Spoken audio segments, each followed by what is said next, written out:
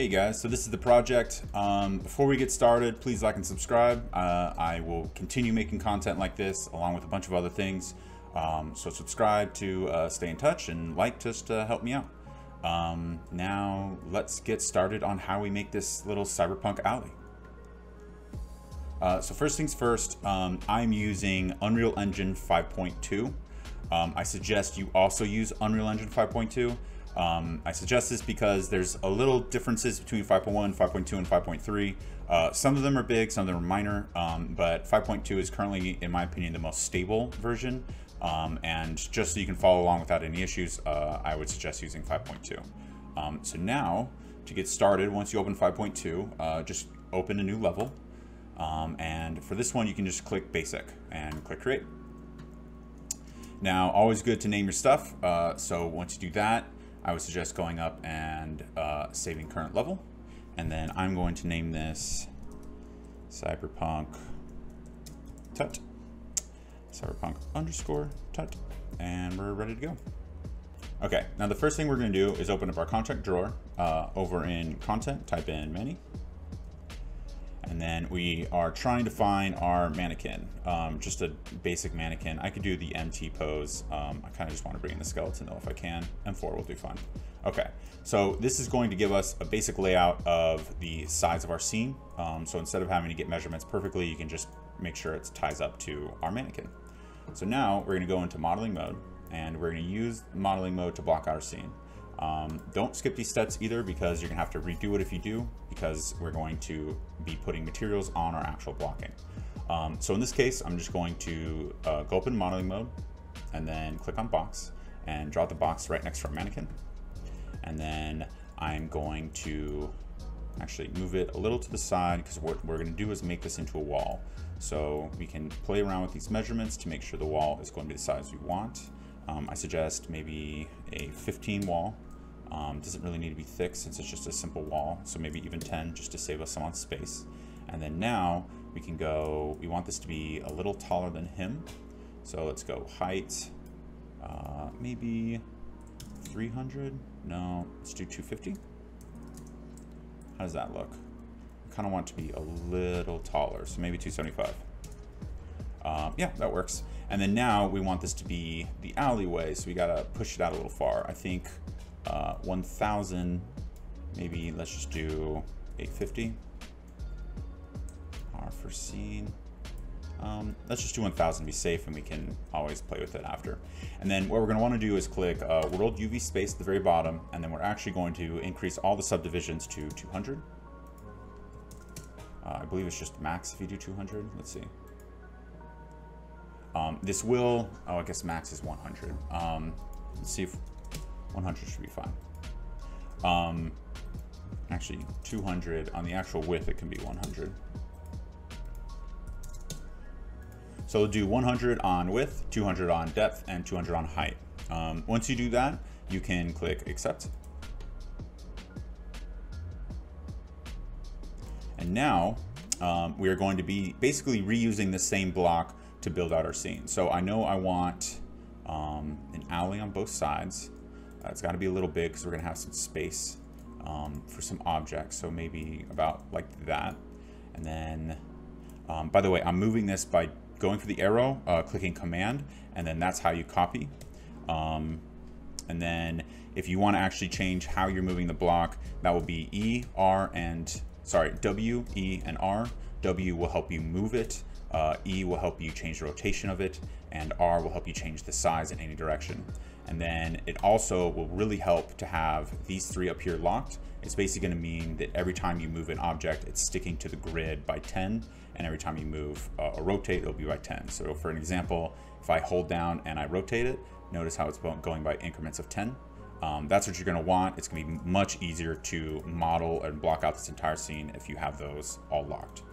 So now that we have that, let's start copying by command and dragging, and then we're going to rotate 90 degrees and bring it over here, bring it over here. Now, the last thing is, notice how this is not correct. Do not worry about that for now. We're going to be going through at the end of blocking to make sure it all lines up.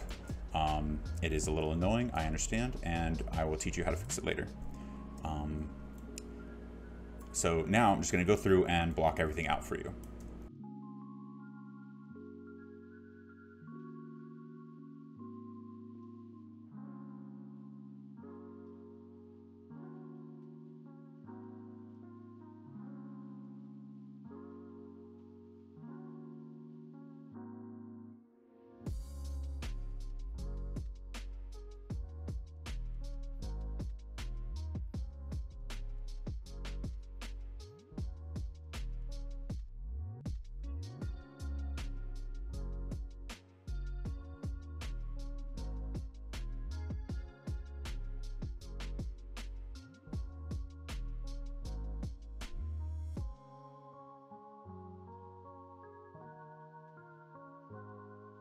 So now that we have a basic idea of our scene, let's go through and fix all the surfaces. So to attach this perfectly to this, what we're going to need to do is switch back into modeling mode and click on the object we want to move and go into the X-Form tool. Now this is very important. You want to click off the grid so you can move this gizmo freely without it being attached to a grid. So make sure this is disabled. If you don't disable it, it's going to be very difficult to do this, or you won't be able to do it at all. So disable this, and then now we want to move this gizmo into this little corner right here. So there's two ways of doing that. We can either middle click and drag on the axis that will move it, or we can control middle click and it will drag and snap to whatever you're clicking on. So now it is over on this face. Now we want it right here on this little corner right here. So I'm gonna control grab again and snap it,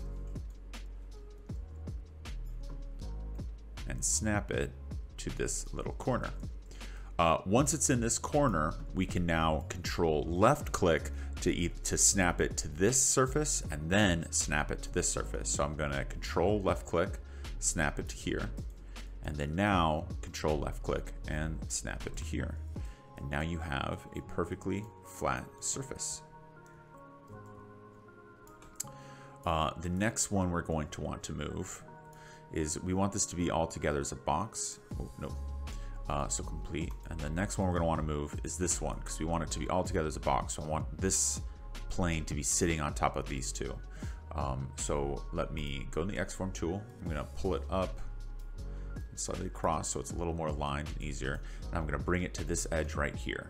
So let's do control middle click to snap it to this edge and control middle click to snap it to this edge.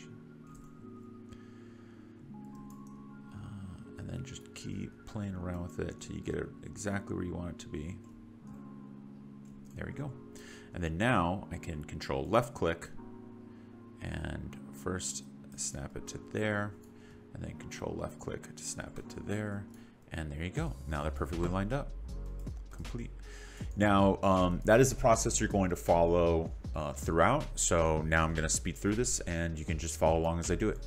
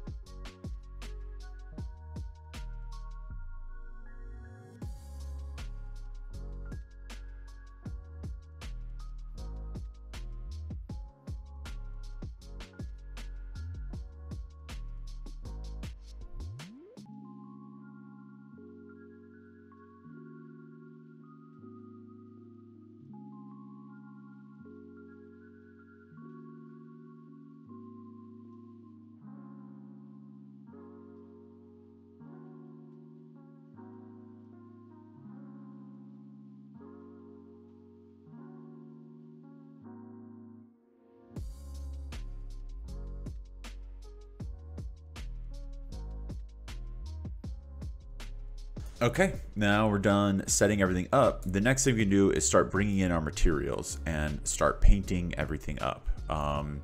So first thing we're going to do is actually enter Epic Marketplace. So for this one, unfortunately, I am unable to use free assets because no real assets for kind of a cyberpunk-esque world exist. But I did find this pack right here. I believe it's $65. And I will say, if you want to start getting into city building and you're not totally sure if it's something you like, this is a perfect pack to start on. There are a ton of models. I will show you all of them. And I personally really enjoy this pack. You can create an entire world using this pack. In fact, I can show you that right now. So this is the entire pack showcase. So download it, add it to your project, and we are ready to get started. Once you do that, we're going to need a few more assets from Quixelbridge to really build out the rest of the scene. So let's go over to Unlit, just because I personally lag. If you do too, it's a good thing to follow. And then open up Quixelbridge. It'll be in window at the very bottom, open Quixelbridge. And then a lot of these stuff are going to be used in my other one, the Neon City that I posted up. But the main one that we're gonna want right now is the materials. So I use this pattern concrete wall for that back subway area. I use the painted plaster wall. I also use this rusty gas tank metal. And then I also do a blend material using the painted concrete and the rough painted surface. Another blend material or another material used is the painted concrete wall. This is also the floor, these three. So the dirty concrete, smooth concrete, and smooth concrete. Again, for the ground near above the subway entrance. And then I also use the scratched painted iron, different versions of this one for one of the walls as well. So go on and download these. I will do this one by one for you though, so it's a little easier. So just to start off, I suggest doing the rough painted surface, the painted concrete, and the painted cracked concrete wall. So download those three, and then we are ready to get started. So now that you have the pack and those three materials downloaded, let's actually first go into the pack and build it out quickly because there's a lot of good things in this pack that we can use. So click on the pack and go to static mesh, and then let's bring in the floor. So this is going to be SM SW wide. So use this static mesh for the floor. And then basically what we're going to do is, let me snap on the grid, might have been too late. We're going to use this one as our floor for our scene.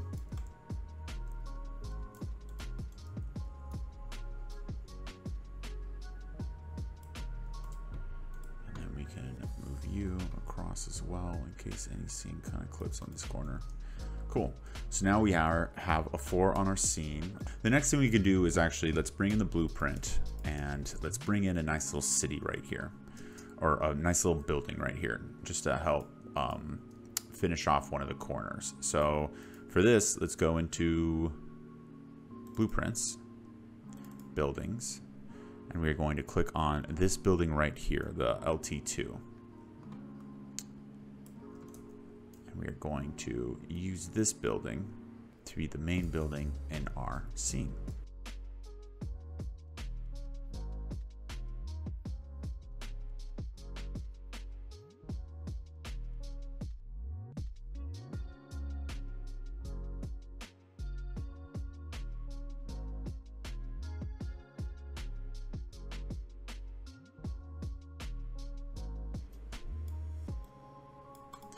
Cool.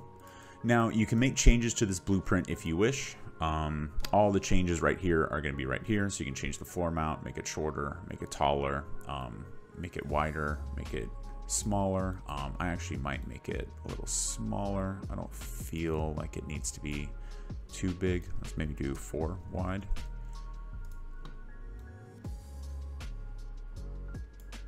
So So take advantage of the blueprints. I might actually change this. I think 4 is too big. So let's click back on. Let's do 3 wide.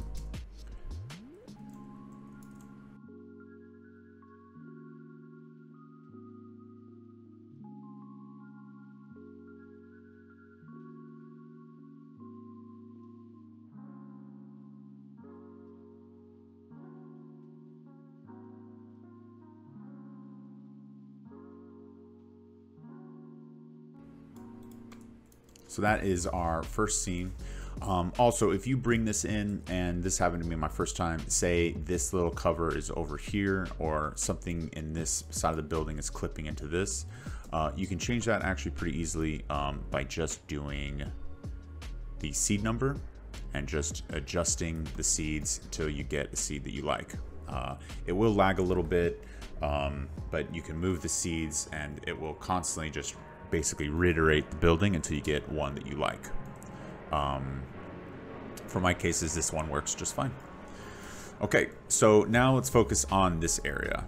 So what we're going to do is create a blend material. So you can make a folder called blend materials. To do that, all you have to do is right click in your content browser and do new folder and name it blend materials. Now what we're going to want to do is go to your megascans services where you have all your material instances, and you're going to want to also, in this case, if they don't work, you can double click and they should pop up. So you can just do some wholesale and just unclick them, or you can also apply them onto a surface and it will load up for you. This is a little finicky, I know, it's kind of annoying. But for you, you should probably only have 3 materials so far, so it should be a little easier. So I'll find the painted ones a little later because I remember their names.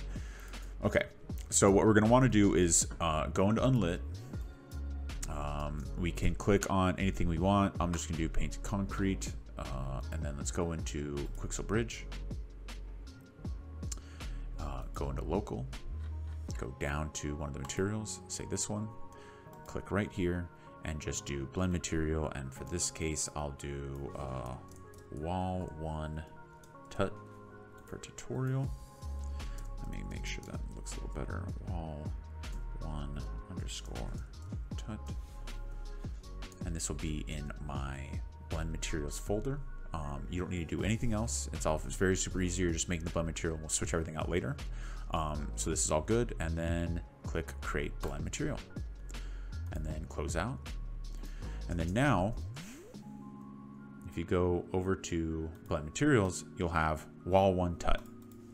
Now when you click on it, you can actually switch out all the base layers, or if you want, you don't even need to use really a base layer. So you can switch everything out as needed. So in this case, this one's turned off, and we want this one to be the other wall, which is the brighter blue. So we want this one. So we can go over to the blend material, click on the wall tutorial, go down to this one, and then now it is called material rough painted surface. So let's unclick and find that folder. So surfaces, material rough painted surface right here, and then we're basically going to be using these 3 right here. So for the top one, we can go into here and do T underscore rough, and then look for our rough painted surface right here, which is a texture, and then keep going through. Another way of doing it is you can just drag and drop. That's actually the wrong one. And then drop it in. So now we have a blend material that has both the wall surfaces that we want. And then we can go into here to blend materials and throw this on to each one. So this is going to be our blend material, and now we're going to make it look a little better. So in this case, I'm going to open the blend material up, minimize it just slightly, and let's change the tiling. So to do that, we can go over to this right here, base layer tiling, click down and enable, and we can change the tiling. So 2, I believe, will make it bigger. that is wrong. 2 is going to make it smaller, and then 0.2 is going to make it much bigger.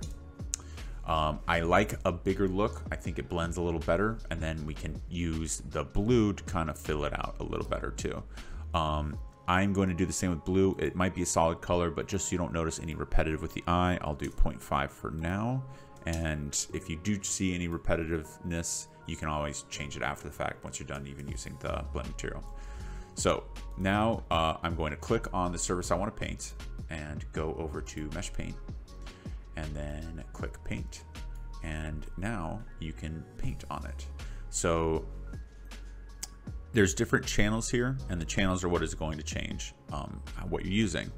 So if I unclick green and blue and I go to paint, and if nothing shows up, I can always click here, which is the inverse, and then paint, and now you can see how it is blending the two materials together. I want the wall to look like it's kind of rough but not entirely rough, so I want it to paint through and look a little cleaner, like it's not fully breaking apart. So let's go through, and then you can go back here and select, and this will allow you to select different surfaces so they can all blend together. It gets a little weird since you're working with 3D objects, so I do suggest don't ever do more than 3 in this scenario. Sometimes I'll do like 1 and 2 and then just leave this one out, so when I can paint down here and then I can blend up here. Just because it gets a little weird, because sometimes if you're painting right here, it'll also be painting on the back end of this wall. So just be aware of that one. It gets a little finicky sometimes. So I'm just going to do these 2 bottom walls and switch back to paint. Let's change the size down to 0.15 and start painting again. And this is really just to blend the wall together so it doesn't look too repetitive, which is why I found 2 materials that kind of go well together.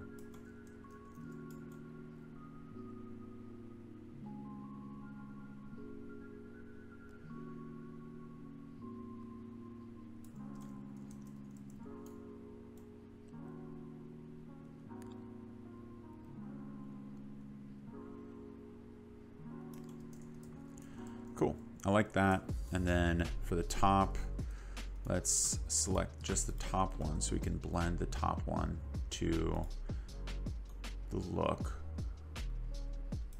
so it doesn't look like it's just 2 boxes of different materials put together. And then now let's go to this corner, and I want the corner to be a little rough. So now you can actually switch click and it should erase for you.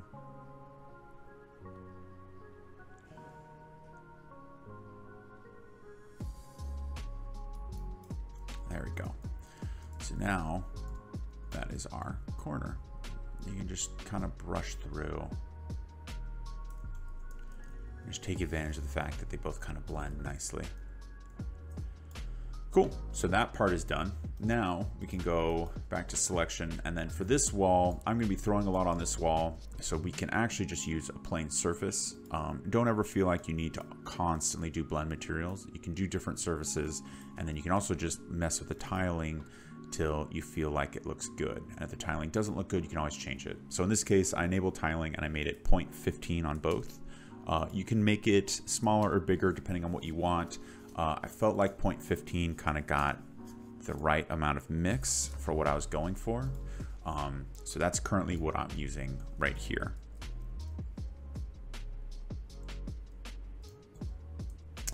And then another thing that I'm going to do real quick is actually add a wall right here. So if we ever do end up shooting this area, it will look nice.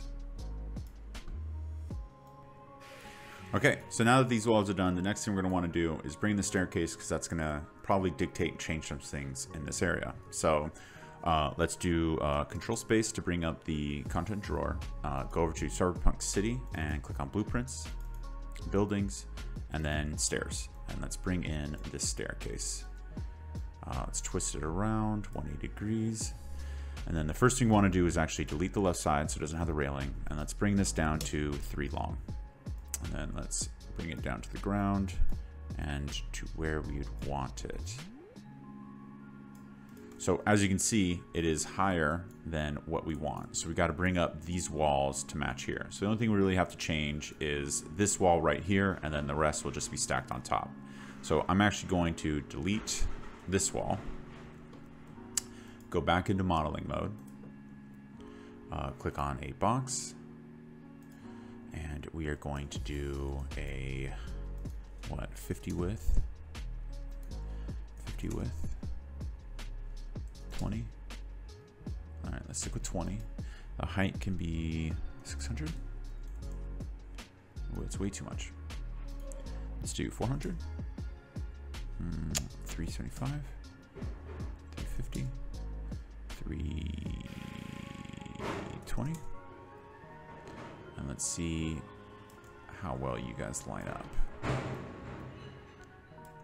So let's just do 310. 300? 300 it is. Okay, and then the width can be, I believe, 1,000, and we're good to go.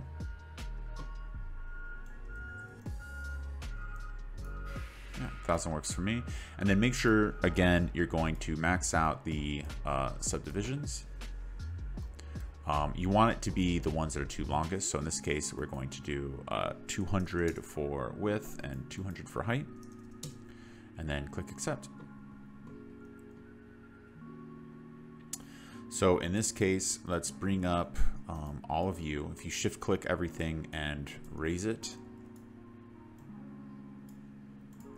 it will go about much cleaner. And then we can actually delete you and delete you.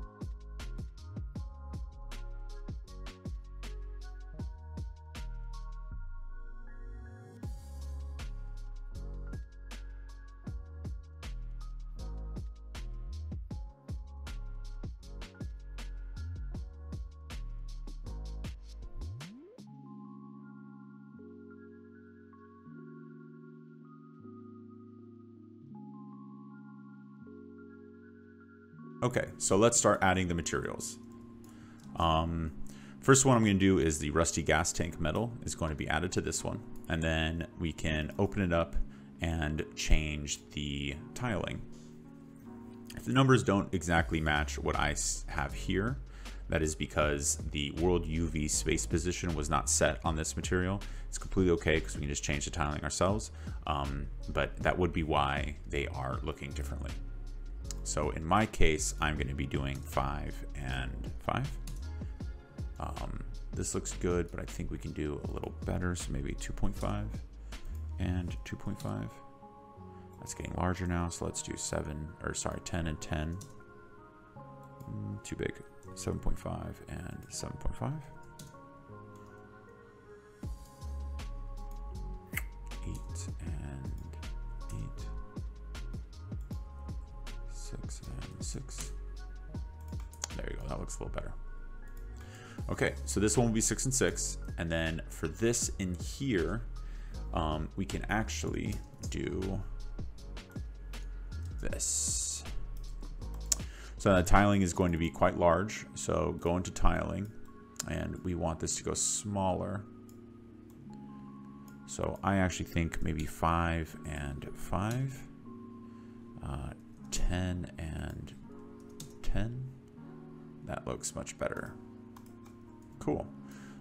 And then if you want it to be perfect, you can change the overall position of this material.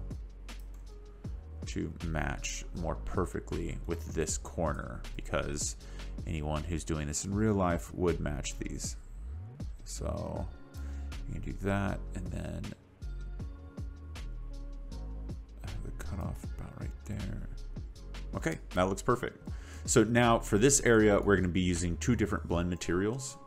Again, follow the same thing I did last time. If we go over into selection, unlit, window into Quixel Bridge, all you have to do to start this off, because you can just interchange them after the fact, is just click on any of these materials. It doesn't matter which. Go over to this button and basically just name this whatever you're going to want it to be. In my case, it's going to be wall 2 underscore tut, and create. And then the next one I'm going to do is going to be floor 1. Create. And you're done. So now you have two blend materials that are going to be set up for you right here. So this is wall 2 and floor 1. And all you have to do now is just change out these materials for whichever materials you want them to be. So in my case, I'm going to do this wall first, and these are going to be the black. So let's go into megascans again, go into surfaces, and we want to do scratch painted steel and iron. So it's gonna be these three. So I'm gonna unclick here and then go over to scratch painted and just switch these out for the textures.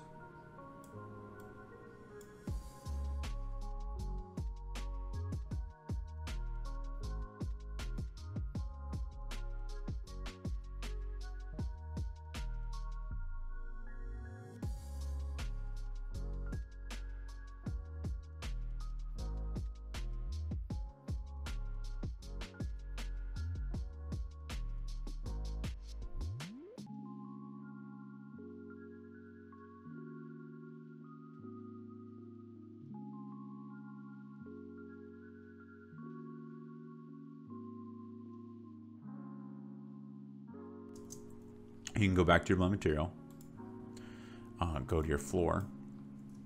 I actually put it on the wrong wall. It's supposed to be the wall. But go to your floor and add it. Go to the correct material and add it to the wall. Now, in this case, I want to change the tiling. So change your tiling to what you want it to be. I'm probably going to do 0.2 all the way across, just because I want this to be quite large. And then we can start painting on our other assets.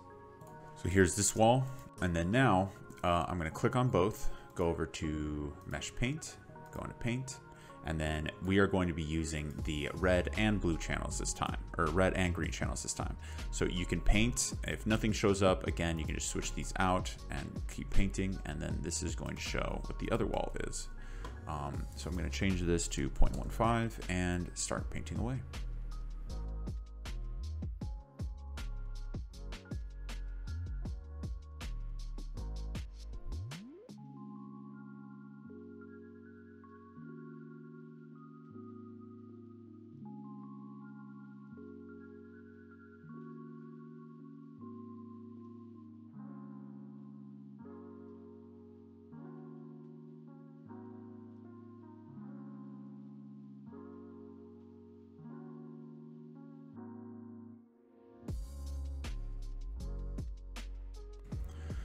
Cool. Now do the exact same thing we just did with the ground, and I'm using these right here. So just use the other blend material you created, add these ground materials in. This is going to be the rough concrete wall, the dirty concrete, and the smooth concrete, and throw them on.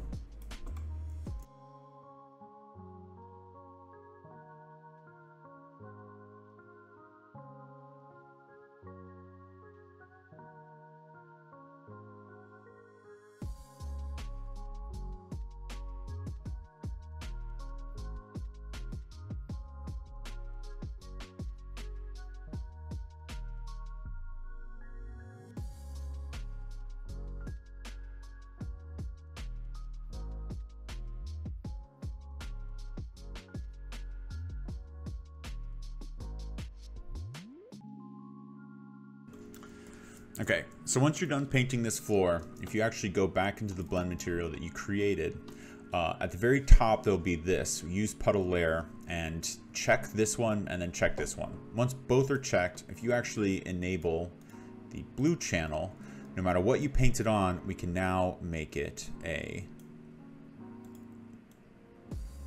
watered surface. So if I go down below here, you can see it's a little hard to see since it's bright, but we're actually creating a watered surface here.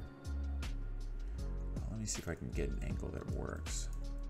There we go. See how it's shiny in this area? So this is a watered surface.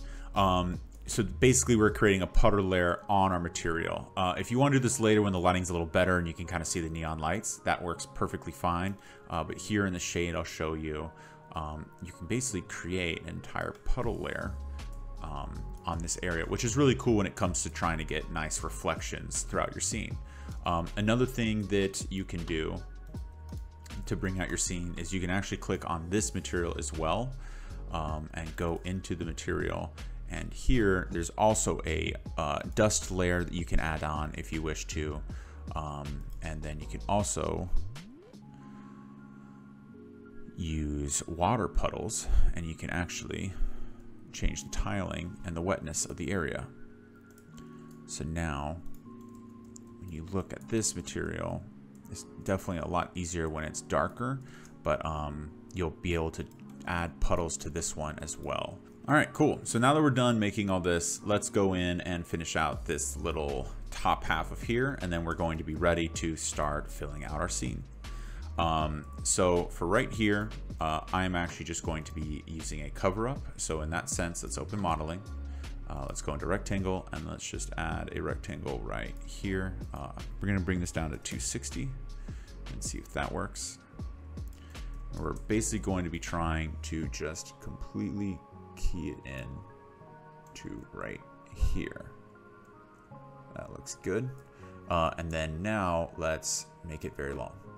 So it goes all the way down as far as we need it to.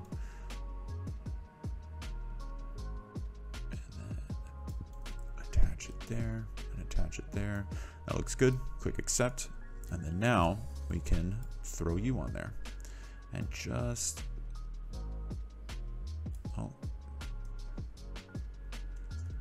throw you on there. And just ever so slightly bring it down so it's sitting on top of the layer. Perfect. So now that we have our little subway entrance done and we have the ground and everything set up, we can slowly start bringing in assets to build out our scene. So I will say most of the assets I'm going to be using are from the Cyberpunk pack. It's a paid pack, so might as well take advantage of the assets that it comes with. However, I do use some Quixel Bridge assets to kind of fill out our scene. So let's go over what those are so you can bring them into your project, and then we can get started on building out our scene. So again, go to Window, Quixel Bridge. I'm going to go into Local since I already have most of these downloaded, and I'm just going to show you the assets I have. So I bring in these modular stained pillars. This is good because I'm going to try and cover up the sharp angles that you see on both these walls and try and make it look a little natural, because sharp angles do not exist in real life. This is another good way you can choose that. This modular building corner is another good way to hide like really hard edges. I bring in rustic barrels. I do use this concrete ceiling beam. These are also good beams, really whichever one you want to bring in. I use these as well. So concrete ceiling beams and the stained pillar kit. I do use concrete rubble as well, and I do use a modular metal pipe pack, as well as the modular safety rail kit. So go in, download those, and then the other thing I would suggest is I use this old wooden door, as well as a bunch of graffiti assets. So go in, just type in graffiti, and just download whichever ones you think are cool to add to your scene and really build it out. Cool. So once you have all those in your project, you can get started building out your scene. So for the Cyberpunk pack, I do suggest using the blueprints whenever necessary. A lot of the times there's lights attached to them. For example, this photo booth has lights attached. It's good to use a blueprint because it just makes it look a little cleaner. And it's easier doing it this way instead of having to add stuff in later. You can also adjust anything needed after the fact as well. Like you can change the spotlight if you don't want it, or you can actually even probably get rid of it. Change the intensity to 0 and it won't even be there. There you go.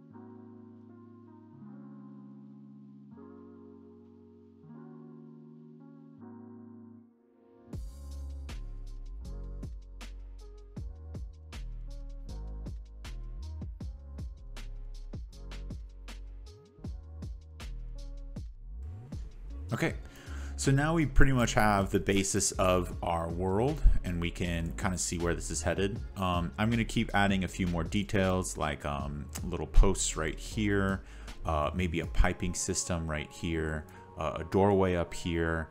But really, this is about just slowly building out our scene. And also to get a better grasp of what we're doing, I'm going to take a cinema camera, throw it in, and show the widest shot that I plan on shooting. That way I know everything that's in it and I'm not doing any extra work. So I'm going to go over here to cinematic and add in a cine camera actor. I'm going to drag the cine camera actor up to lighting so I know where it is, and then I'm going to pilot it. Now the first thing I'm going to do is actually change this to DSLR because it's going to be a full width sensor, which is going to make it wider. Then I'm going to make you 28, 22, and then kind of position you about right here.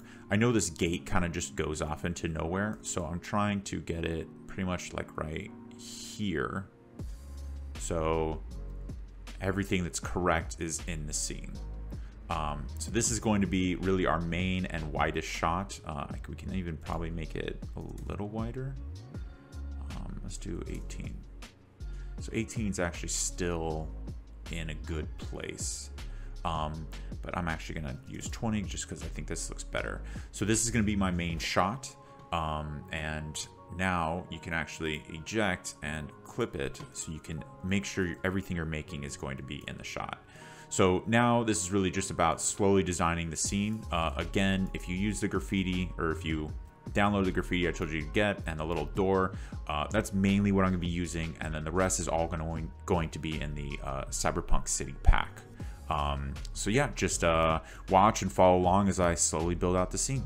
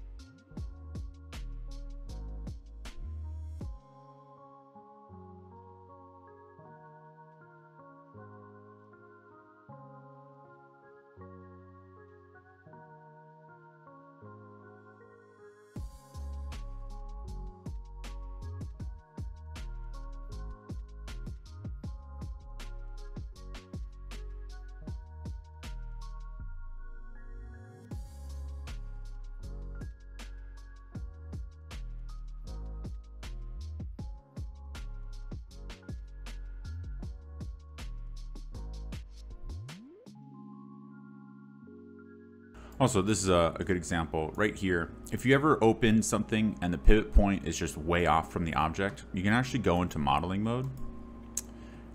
Make sure you're on the object, go over to pivot, and then you can click center, and it'll move the pivot to the center of the object. So it's much easier to handle. I do suggest this if you come across anything that's kind of annoying to use. Okay, so back to making the scene.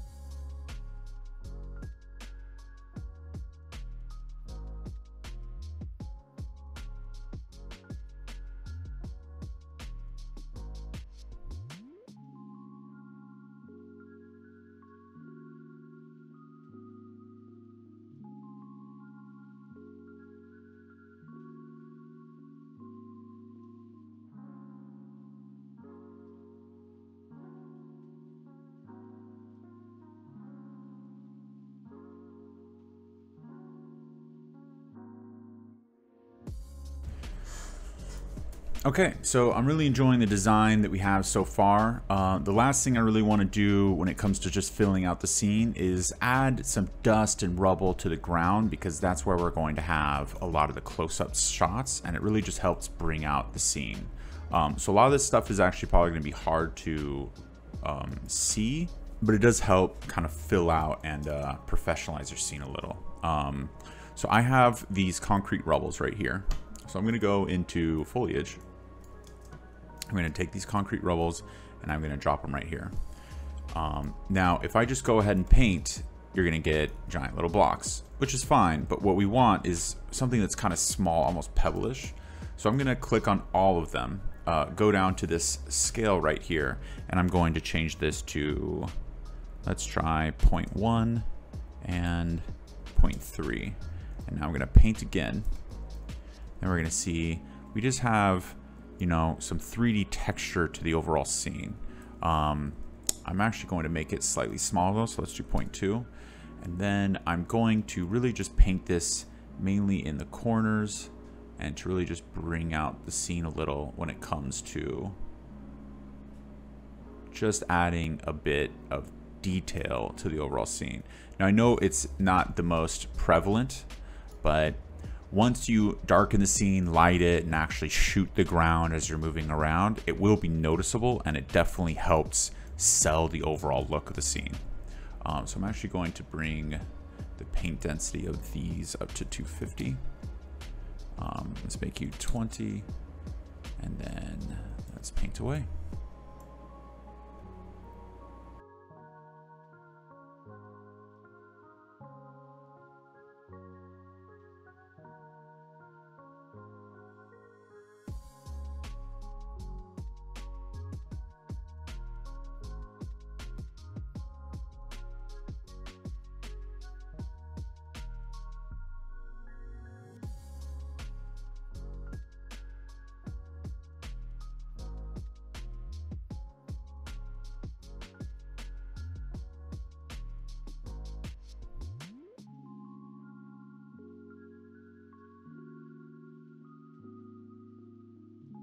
Okay, so now that we have our scene pretty much done, we can start working on some final details. So the first thing I'm going to want to do is actually change this and add a new LED material. If you see down here, there's already an LED material created, and I pretty much took this one and heavily altered it. So I'll show you the original and what I have. So let's open this one, and then you can go to hierarchy and click here. So this is the original material. Which is very intense, very well made actually, but very intense. And I need to simplify it because when I replaced what I wanted for my textures with these three, which are the textures shown here, right here, I couldn't tile it correctly to line up the way I want it to line up. So I changed a lot of it, simplified it a lot, and created this material right here. This one, and might be actually three, this one. So if you click on this one, open it up, this is the material that I made.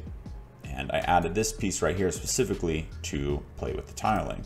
So if you click on it, actually, where's the material instance of it? So if you click on this one and this one, you'll see now the tiling is correct, because what I did was I added tiling right here, which means you can now, I'm just trying to get it small enough so you can show you. I can now move it to be exactly the way I want it to be. However, for the cases of this one, I won't be teaching it. I will, though, be giving you the material so you can use it and change it however you want. So I'll include the girls and the textures and everything. I will say though, if you want to create your own and switch out the texture for whatever you want, all you're going to need to do is change these two texture samples right here. If you change those texture samples, it will change to whatever you want it to be. And then we are now on to building out our city background. So the first thing we're going to want to do is bring up our camera so we can line up and get an idea of what we're going to be looking at in the background. This comes with a lot of really cool background city textures or static meshes. So click on static mesh, scroll down a bit, and then try and find the actual ones that are completed. There are some that, you know, need added things. Like this one is perfect. They are going to be gigantic, just a heads up on that sense. And you can either make it small or push it far into the background. That's completely up to you. I do like this one right here. And then you can kind of rotate it to get as many LEDs as you want into the scene, so it kind of brightens it up. I'm going to do this as well. Bring it down. I want this LED to be showing too, so we can do this. Kind of push it out to the background. And then really just start adding some buildings. They kind of fill out the scene.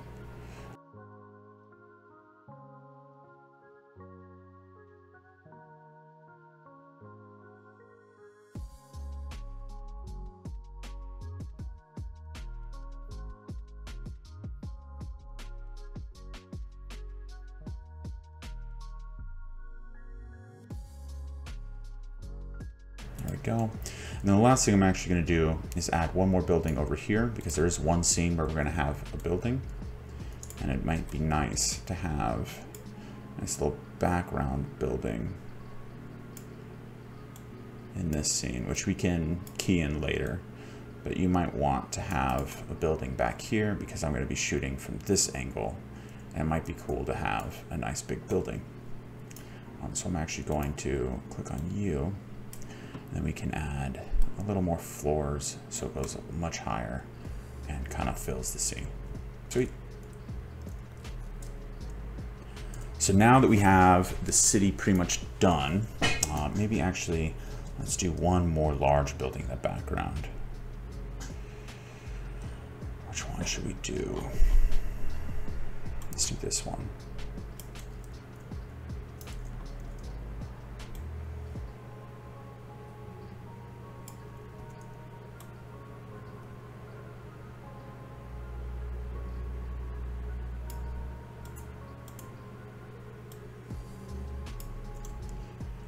There we go. So now from here, we have a nice little cityscape showing the backgrounds. So now that that is done, let's go and start. Let me teach you how to create our hologram effect. So what I'm going to do is I'm going to bring in Quinn.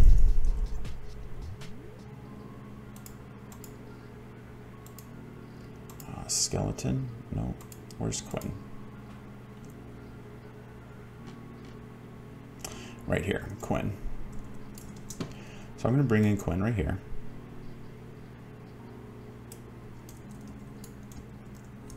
A little laggy. Okay, so here we have Quinn. I'm going to have her right here. And she's going to be dancing in this position. So the first thing we're going to want to do is create a hologram material. So since you can see what I'm making, this is the hologram material right here. Let me open this one up for you. This is just using sign and multiply to create this effect that we're going to throw over our character.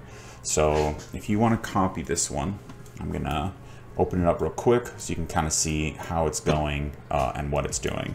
If you would like more of a tutorial on how I created this, I will have one up.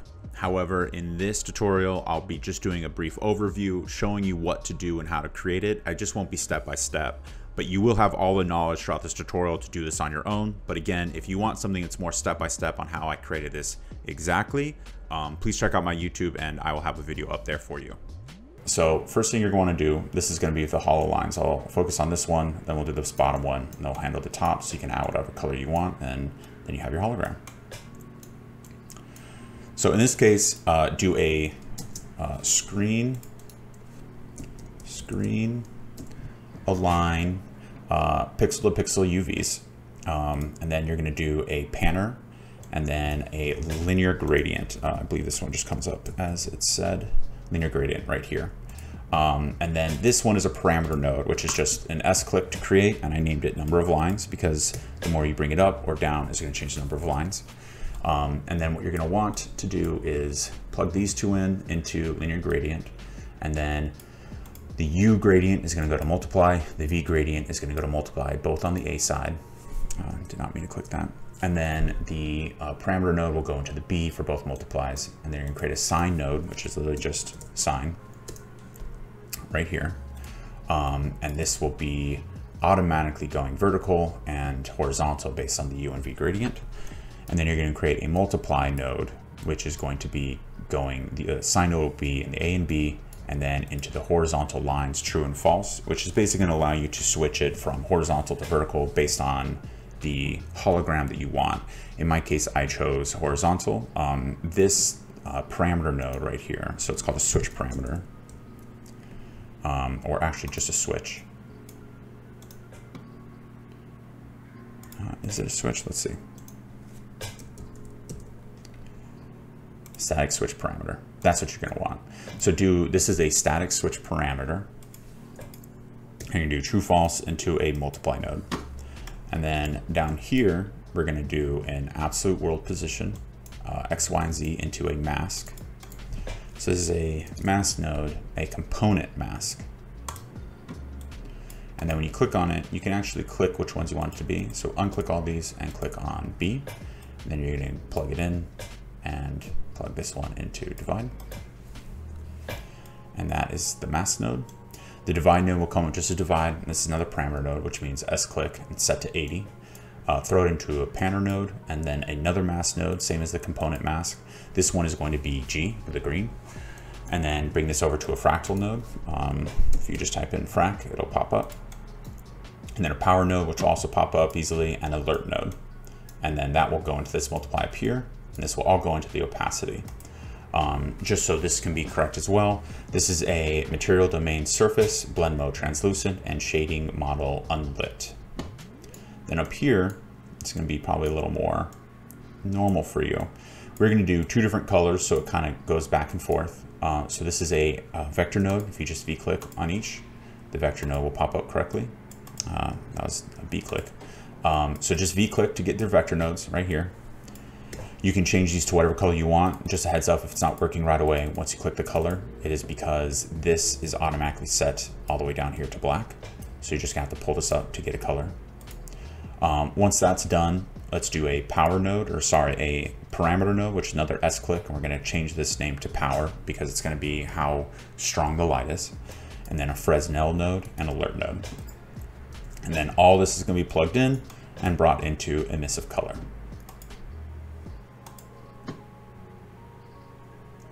So that is our hologram node, or hologram material. So once you create it, I suggest making a instance of it. So just right click, create material instance, and you'll have this instance. And then you can either throw it onto the character, but if you do that, you're gonna get stuff like this. So what you're gonna wanna do is actually open up Quinn, and then Quinn is gonna have all her materials down here. And what you can do is you can open this, go over to where your material is saved, click on material instance. Oh, sorry. Click on material instance, go back here and click this arrow, and it will change. And then you can click on this one as well. Make sure this is clicked, click on the arrow, and it'll change as well. And now she is one giant hologram. If you save and exit, you now have a little Quinn hologram. So first things first, I'm using metahumans for both of these characters. So if you want to bring in a metahuman, I'm going to need to go to Unlit, go back to Quixel Bridge, and then you can click on metahumans. And these are all preset metahumans. If you want to use the exact metahumans I used in my video, this is the guy who's laughing in the corner, and this is our main actor who is going to be where Manny is and walking down. So just click the plus sign and add it into your project. Once it brings it into your project, there will probably be some plugins that you need to be enabled. The prompts will show up on the bottom right. Just click enable, restart the project, and you are ready to go. So I'm going to be showing you how to do this in a blank project. That way I can show you step by step. If I did it in the original project, I've already uploaded a lot of animations, so I can't really show you step by step. So from here on out, I'll be in a separate project showing you exactly how I animated this metahuman character. So now that we've got our metahuman downloaded and everything enabled, the next thing we're going to need to do to animate this character is go to a Miximo converter. To get that, I will have a link in the description below, but it'll be on this website right here. Just do the direct download, and here's the zip password as well. Once that's all done, open it up, and you will see something like this. So this is going to be the first scene you see. Click left click to continue, and then enter the conversion process. And here you're going to want to download a .fbx that you're going to bring into Miximo. So in this case, we're going to use Manny, and we're going to take this Manny simple.fbx. So now we want to go to Miximo's actual website. So this is Miximo's website. I'll also have a link to this in the description. You might need to sign in, but in general, this is a completely free site that you can use. So you'll have a different character here. It'll either be this red girl or this blue mannequin guy. What you want to do is first download a character, or sorry, upload a character. So click upload, and then, so now you're going to want to take the Manny simple.fbx file and drag and drop it into the upload character. So once it's uploaded, your screen should look like this, where it's showing your character currently being animated. If that is the case, click next, and then click next again. So now here's your character uploaded to the site.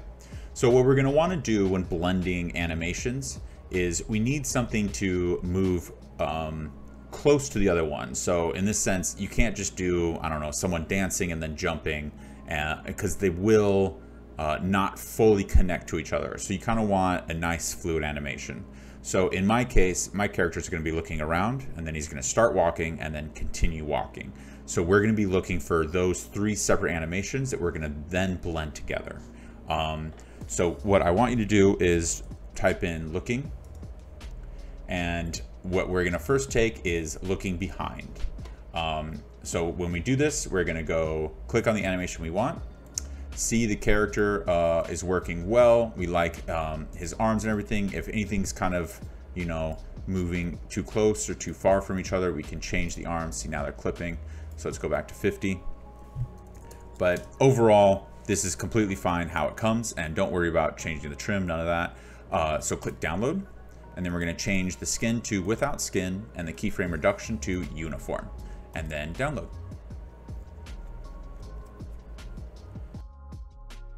Now in the case of downloading, this is going to skip a step for you guys, but it is easier. Wherever you saved your Mixamo converter, you can actually click on the Mixamo converter, go into the incoming FBX file, and you can download the file, or yeah, you can download the file into the correct folder that is going to be used to convert later. So if you want to do that, you can do that and skip a step. If you want to download it somewhere else where you want to save the animation for future use, you can do that as well. I personally only save the animations that are converted.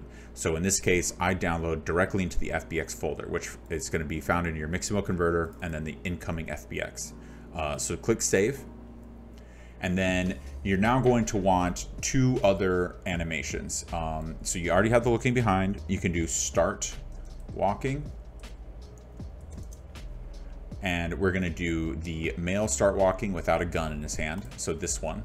And again, download exact same way. Uniform, without skin, uniform, download. And it'll be right here. I'll just cover up this file, yes. And then the last one will be swagger walk, which is going to be this one right here. And then again, click download, without skin, uniform, and everything's good. So now you have your 3 animations downloaded. So the next thing we need to do is go to the converter. So here we have the converter. If you scroll all the way down, you're going to have 3. This one was already converted earlier, so that it doesn't technically count yet, but it would just come up as a custom root motion all the way down. If you don't have this in here, it's because you didn't download it into your .fbx incoming folder.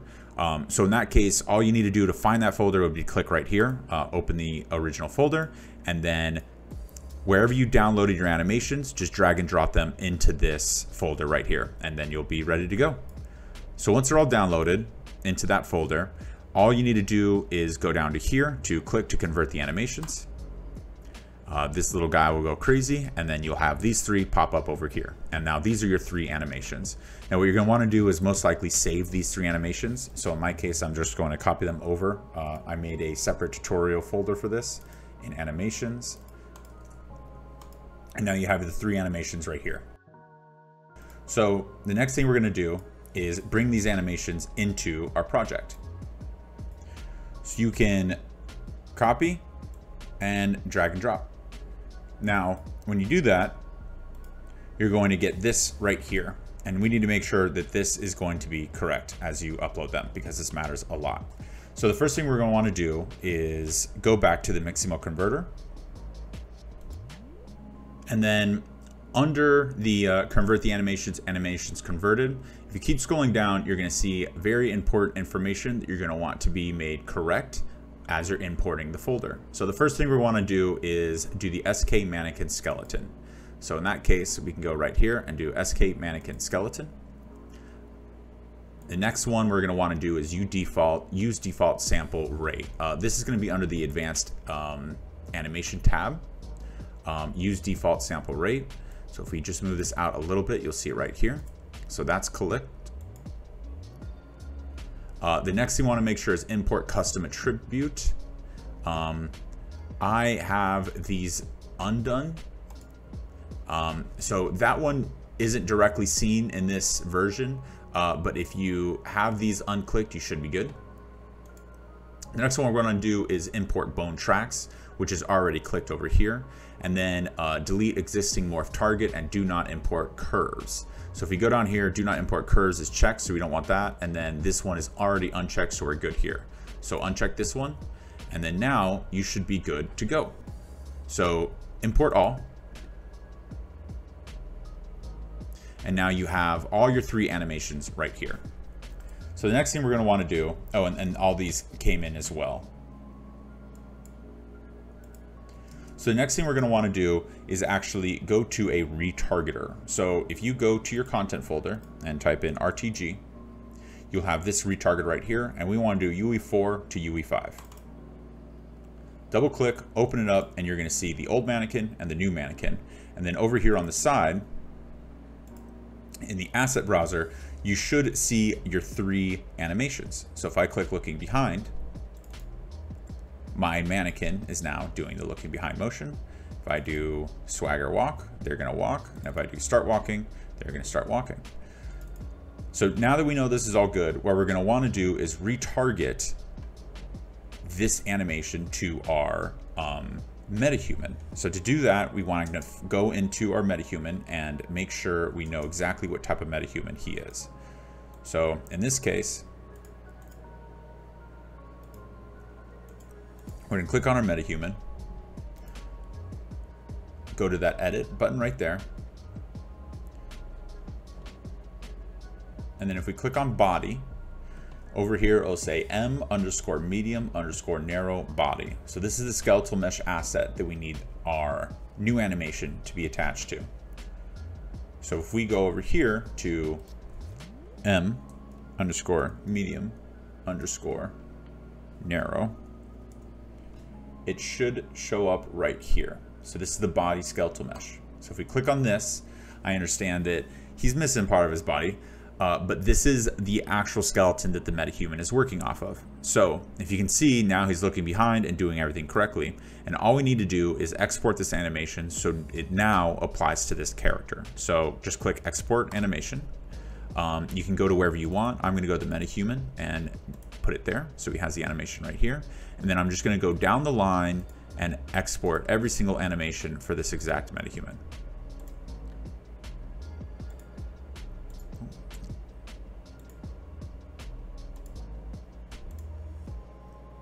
Okay, so now you have all the different animations set up for your metahuman. So we can now, well, I guess we never needed him there in the first place. We can now start to animate the character. So what we're going to want to do first is you're going to need a camera and a camera sequencer to see this correctly. So if we go over here to this little box, go down to cinematic and click Cinecamera Actor, we can now click on the actor, right click on it, and then go to pilot, and now we can see our character. So let's just set up a scene so we can see him nice and clearly. He's not in focus, and that's just going to bother me, so let me change that one real quick. Then you go to the actor. It'll now track the actor. So now that that's all set, let's open a level sequence. So we can just call this add level sequence. That one's simple. And then now we have a level sequence and we can track the actor. So now we click track and added our metahuman into the track. Now the first thing we can do is actually delete the control wigs, and we can add over here to animation. And when we go to animation, if we keep scrolling down, we should find our start walking, swagger walk, and then this is S, so it's below. It's all alphabetical order. So somewhere in here, you are also going to find a looking behind. Where are you? Right here. So we can add looking behind, since that's going to be the start of our animation. So this is him now looking behind, fully animated. And now what we want to do is blend all these 3 animations together. So let me add more space to this. And now we're going to go up here again, go to animation. Actually, we can click right here. And we can also add the start walking animation. And bring it up next to it. And then now we can also add go to animation again, go all the way down, and add the swagger walk animation.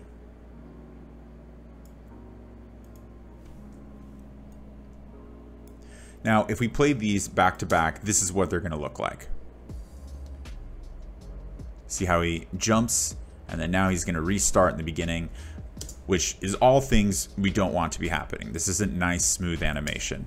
Also, alternatively, if I deleted the start walking with the swagger walk, it'll still be a little weird because the feet position don't line up exactly. So the first thing we're going to want to do, this is actually nice and simple, is all we have to do is click on our middle clip, right click, and then go to match this bone in the next clip or in the previous clip. So in this case, we want our start walking to be matched to our looking behind. So we're going to go matched with this bone in previous clip. And then I personally think the feet are the best position since this is mainly walking. So I'm going to go to the bone, which is the right foot. And now he's going to be looking behind, and without jumping, starts walking. So that animation is blended. Now the next animation we want is the swagger walk to not restart and shoot back. Exact same process. We're going to right click, match this bone to previous clip, and go all the way down to right foot. And then now, if we click and play the animation, he is completely moving fluidly throughout our scene. And you can even go so far as copy and pasting the next animation. You need to make sure there is no overlap so the animations don't get weird. And then you can do the exact same thing. Previous clip to right foot. It's already done since there's a copy paste. And now you'll have a nice character looking backwards, starting to walk, and then now he will continue to walk throughout the scene. And you can make him walk straight into oblivion for all you want, forever and ever. You will get this crazy head pop off.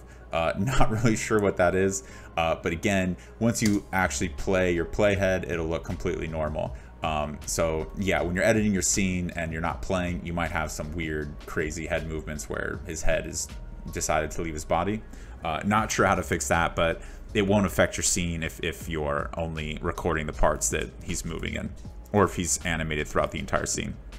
You can also animate an idle scene into this as well by bringing in something like a stop walk and then have him idle if you want to have him walk and then stop. So you can have a lot of fun with this blending animation, but this is overall how you can bring in animations and animate your metahumans and retarget mannequin animations to your metahumans. Okay, so now I've taught you how to animate metahumans. It's very simple to add that into your scene. I won't be doing it here, but I have taught you how to do it, so just add it in. And if you are curious, the exact animations I use for the character in the chair and our dancer, I will show you them right now. On Mixamo, I did belly dance, which is this one right here. So I use this one for the actual hologram, and the only thing you need to do instead of making it into a Mixamo character, just move it over to the Quinn mannequin. It should move, the entire process should move the exact same as if you're animating a metahuman, but instead of a metahuman, you're just going to be moving it over to the Quinn skeleton. And then the other one I did was sitting and laughing,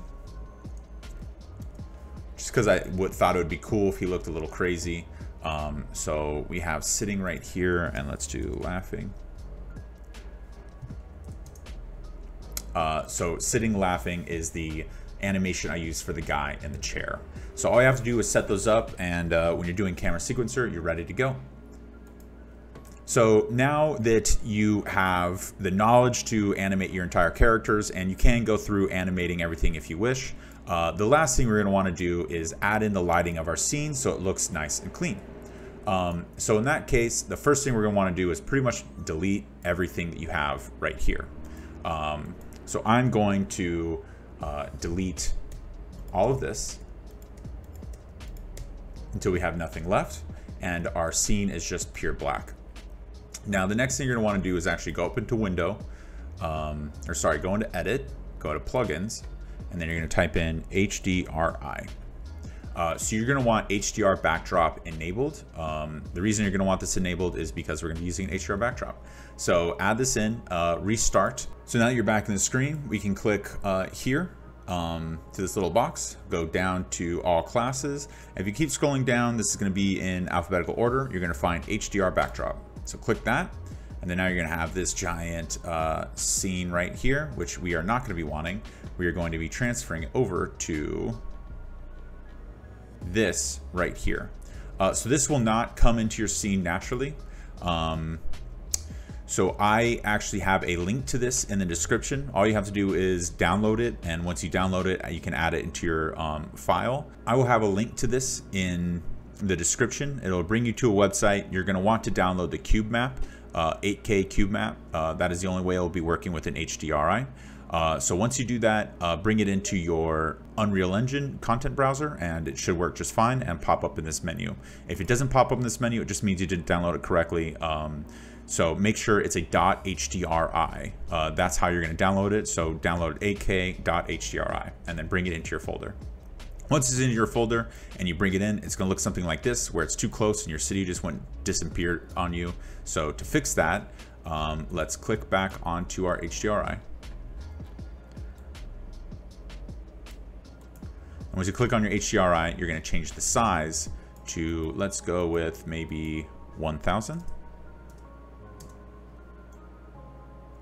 And then now it is incredibly bright, so we can take the intensity down to 0.2, maybe 0.1. Still way too bright for us. Another good way of handling this is to actually bring up the camera. So have the camera clicked, and then you can go back to your HDRI and keep messing with it so it is the exact brightness we want. Maybe it's 0.01. There we go. We want it to be there, but we don't want it to be that strong, so it can actually even be 0.001. And that is more the right level. So this is going to add a nice small bit of light to our scene. Not too intense, but it'll do the right trick. Okay, so the next thing we're going to want to do is bring in a directional light. So to do that, just go up here, go down to lights, and click directional light. Now the light is going to be immediately way too strong, so we can bring this down to 1 if needed, actually maybe at 0.05, and then let's drag it. It's making me type, got it. And now let's drag it behind.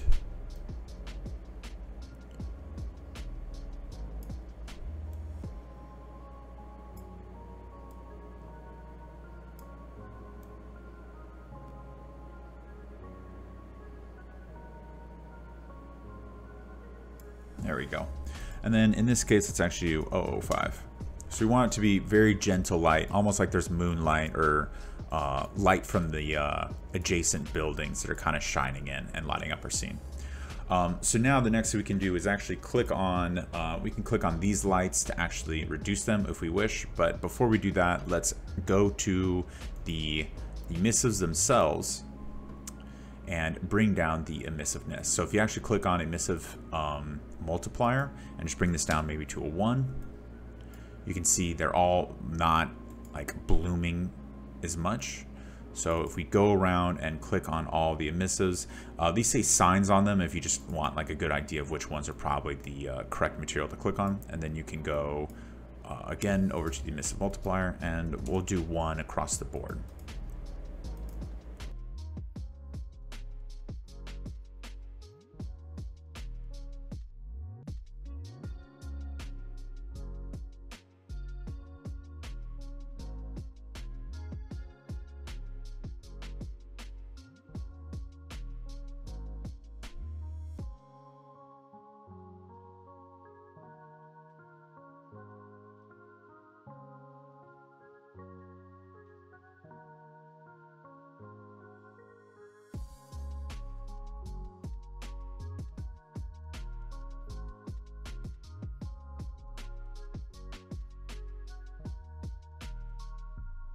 The next thing we want to do to make sure that all the light is coming in correctly and we're not making any big mistakes is we need to add in a volume. So go over to this little box, head down to volumes, and we're going to want to do a post-process volume. So this is what's going to help us basically not have the exposure change depending on where we are, so we know our light is correct. So click on the post-process volume, and you're going to first want to type in bound. into the search bar, and you're going to have infinite extent bound click. So basically this just means it's going to affect the entire scene. The next thing you want to do is type in exposure, and you can go over to the min and max EV, and let's change this to -1 to start.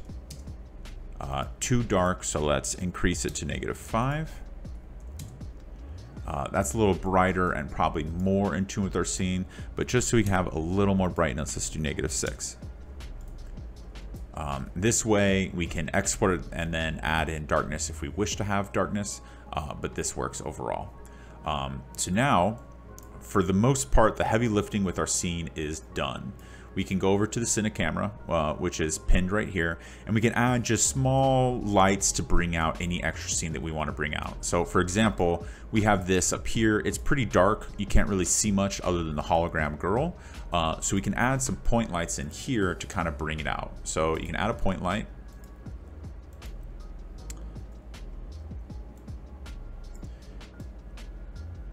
And we can bring it up to about here, and then we can click on the actual point light and we can bring down the brightness significantly. Let's even do 0.5, and then we can even click on here, click on this little eyedropper, and then go over to our hotel color. It usually works, and that usually would work for us. In this case it's not, so we can try and key it in by just eyeing it. Click OK. And that way, it has a little more brightness that makes more sense for the scene. In this case, I'm even going to bring it down to maybe 0.01 is too low, so let's do 0.1. There we go. So now the hotel signs is a little more lit up. The next thing we can do, which I did in my scene, is this down here is a little too dark. So what we can do is we can actually add a point light into this corner as well. So add a point, and it will be brightening up our scene. So you can have it right here. And then I'm going to change this one to be an aqua. And then we can change you to 1. So now it's adding texture to this back scene as well. The next thing we can probably do is add a light all the way over here just to brighten up this area so it's all being seen.